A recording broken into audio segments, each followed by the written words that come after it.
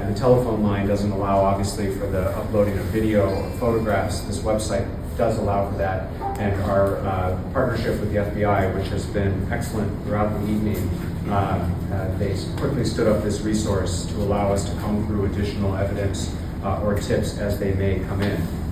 The Providence Police also has a specific tip line now for this incident.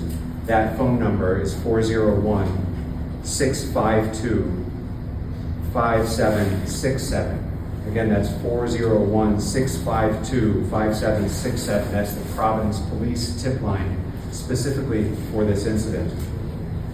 Before I turn it over to the governor, I just want to speak to the shelter in place that remains in effect for the Brown campus and the surrounding areas. We will keep the shelter in place in effect until such time as it has been lifted. It has been very helpful both for the safety and security of our neighbors, but more importantly for the investigation that remained in effect. It has allowed police, Providence Police, Brown Police, and all of our partners to canvass the neighborhood, look for evidence, assess if there are additional cameras that may yield video evidence, and to do a visual search to help provide and ensure a sense of safety for our community. Having the shelter in place allows them to do their work in the first phase of the investigation. So we will notify the community through official Providence channels when the shelter is lifted, but it remains in effect to allow law enforcement to conclude and conduct this chapter of the investigation. I also want to speak directly to the fact that it is Saturday night, tomorrow is Sunday, a week before Christmas, in a city with a lot of things going on. There are shows, a lot of families will be headed to church in the morning, and we, at this time, are not recommending that those events be canceled. It's a personal choice whether you want to cancel your holiday party, but we do not feel it is necessary. In the hours that have eclipsed since the initial shooting, we've received no additional credible information that there is any specific ongoing threat from this individual, and so we do not believe these events need to be canceled. We do believe you can safely go to church in the morning. In order to provide an additional sense of safety and comfort and confidence, there will be an enhanced and visible law enforcement presence throughout the community tomorrow. We want people to know that there are hardworking men and women in law enforcement there for their protection and safety. And it's been a blur of the last couple of hours, but I would like to reiterate our deep gratitude for how hard law enforcement is working right now. They will be up and out all night tonight and throughout the day tomorrow, and will remain hard at work until the individual responsible is brought to justice. But tomorrow, on Sunday, you will see police officers throughout the city, and we are receiving and relying on and grateful for the assistance from the state police and our neighboring communities, all of whom have offered to help. We know this is a scary time, but we also know that tomorrow there is some business that needs to get done. People want to take their kids to church in the morning, and we want them to feel comfortable doing so. Those are the updates that I have to share. I'd like to invite Governor McKee to share a few words. Then we'll hear from Colonel Perez, Chief of the Providence Police Department, and then we'll take your questions. Governor? So I said earlier, the unthinkable has happened here in Rhode Island. And our thoughts and prayers go to the people who have been personally impacted in the Brown community. But also we want to make sure that we recognize the state is coming together as a whole around this issue, Mayor, rallying around Providence, around University. As a parent, grandparent, we know that we have deep feelings right now in the state, but they're coming together, and I think that that's something that we can certainly rally behind as we enter into the second day. At the hospital, shout out to our nurses and our medical staff that is taking care of 9 individuals right now, and also to the communities at large that have responded to you, Mayor, right? Whether they're coming from my hometown, Cumberland, or all around the state of Rhode Island. So we're rallying behind one another. We're going to continue that in day 2. The state pledges all its resources to the city of Providence. We'll continue to partner in with our federal officials as well to make sure that justice comes to the individual that pulled the trigger and caused death. And families, they're going to have to deal with this for a lifetime. So I'm happy that we're able to respond, but very sad about what we're responding to. Thank you, Governor. Now we'll get a brief update from Colonel Oscar Perez, Chief of the Providence Police Department. Thank you, Mayor. As the Mayor stated, obviously, first and foremost, my thoughts and prayers to the family for losing their loved ones, especially in these times of the holidays we don't get together with our family. So beyond that, I'll tell you that when the call came in, immediately our officers responded. Providence Police was here within minutes. At that point, obviously, we communicated with Providence Police and we did what we needed to do. At this point, as the Mayor stated, we're going to continue to canvass the area. We have enhanced enforcement in the city. I got to thank our municipalities, our brothers and sisters from other municipalities who actually reached out immediately, asking if I needed anything, as well as the state police, and so we're there with that, as well as the federal agencies, the FBI, ATF, who came and responded immediately and provided extra personnel, extra resources. At this point, it's all hands on deck. And I'll tell you that it was said by the mayor, it was said by the governor. It will be our job to ensure that the individual is responsible and brought to justice.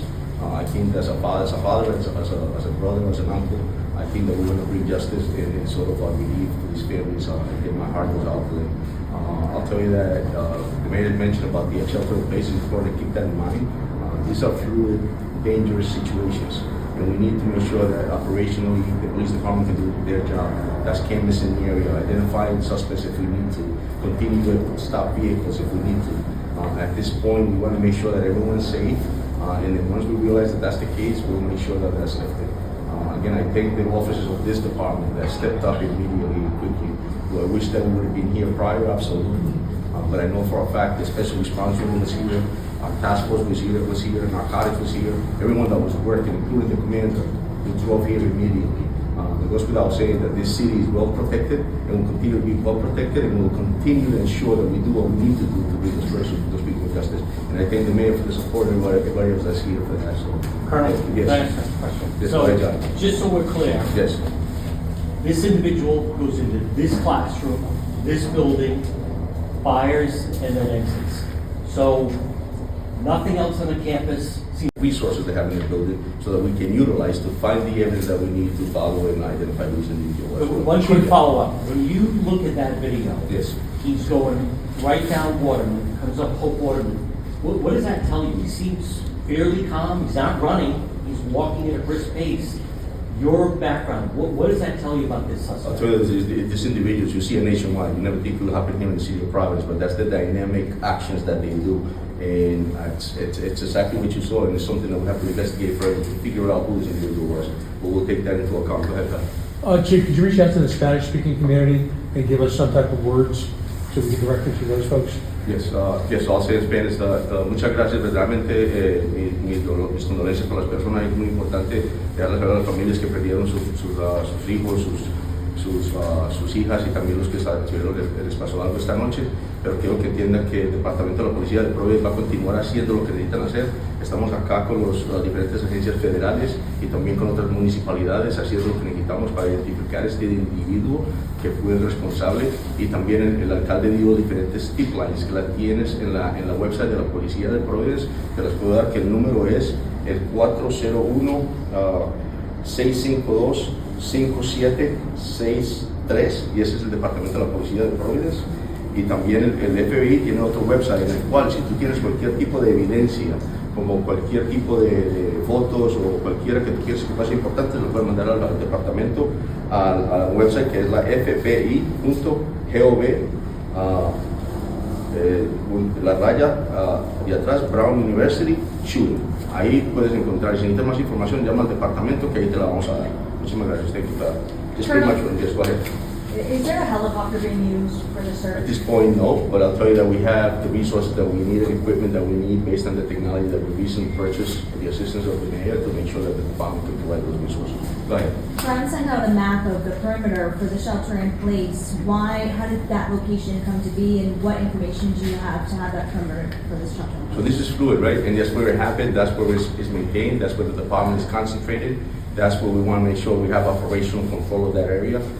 It's fluid, it's dangerous. We want to make sure that that's the area that we're concentrating at this point because that's where it occurs. Is there also a reason to protect that area? Well, in the sense of that's where it occurred, we still fresh. Again, I just told you earlier that we're cameras in the area. We want to make sure that we're not going to read the door. We want to make sure that we identify anything, any evidence that we may need to collect. It takes time. It's ballistics that we may need to seize. It's all part of the evidence, and we want to make sure that we have the time, resources, and the space that is untouched so that we can seize the evidence that we need. Is there no video from inside the classroom that would help people get a better look at? So that's the video that the mayor released earlier that we have, and we're looking at all the footage. And once we have more that is helpful, we're going to release it. But I'm saying inside the classroom, inside the building, because the video's him walking away, and there's nothing that shows his face. So, yep, that's sir. At this time, we've found nothing, no useful video from inside the building. Mayor, as we enter hour 7 now, do you have any clearer picture as to what was going on in that classroom? No. As was reported earlier, there were 2 final exams taking place in the building. Precisely what was happening inside that classroom, I don't have any further updates. I don't know if the provost has either. We heard from him earlier. This is Provost Frank Dorr. Thank you, Mayor. This time of year, we have finals going on. I mentioned that earlier today. But in a building like that on a weekend, there are a lot of things going on. Study sessions, student groups meeting, there are research labs in that building. So we don't have detailed knowledge of exactly what was happening. But we're working with law enforcement. They're the ones who have to drive that investigation. Provost, are campus happenings being canceled for tomorrow? At this time, we will not be having final exams tomorrow. Provost, what do you say to parents from around the country that are watching this tonight that are scared for their children they send to your school to be safe? What do you say to parents tonight in the wake of this tragedy? Yeah, this is, as the mayor and the governor pointed out, an unthinkable act, incomprehensible. Right? None of us could prepare our kids for this, the parents. We've been in touch with the parents. The president's not here right now because she was at the hospital tending to the students, and she's now at the Nelson shelter-in-place location. We've communicated, put the word out to the parents. The perimeter that was spoken about earlier is part of the safe approach to managing the campus and getting students back in their dorm rooms. We'll continue to support them. That's our top priority. I have a question for either the colonel or the representative from the FBI. Either one. Go ahead, John. Colonel, Brown is, international students.